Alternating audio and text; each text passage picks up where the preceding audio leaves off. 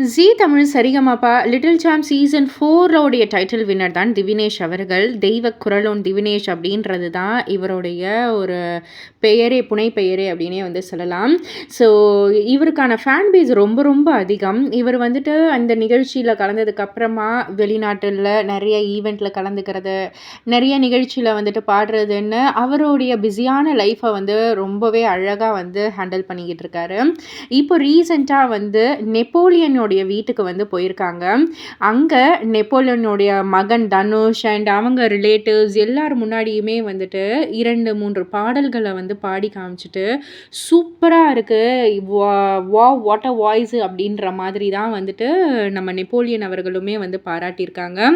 And அது மட்டும் இல்ல, எல்லாருமே வந்துட்டு திவினேஷ வந்து கொண்டாடுறதுக்கு காரணம், அவருடைய அந்த ஒரு பாடுற அந்த ஒரு திறமை அப்படின்னே வந்து சொல்லலாம். அந்த ஒரு திறமைய ரொம்பவே அழகா வந்து வெளிப்படுத்தியிருக்காரு.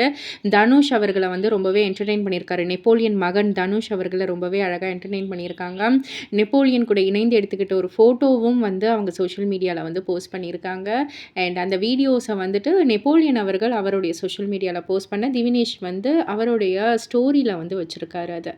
ஸோ ஆக மொத்தத்தில திவினேஷுடைய வளர்ச்சிய வந்து பார்க்கறதுக்கு ரொம்பவே சந்தோஷமா இருக்குன்னு சொல்லி, ரசிகர்கள் எல்லாருமே வந்து செலிப்ரேட் பண்ணிட்டு இருக்காங்க திவினேஷ.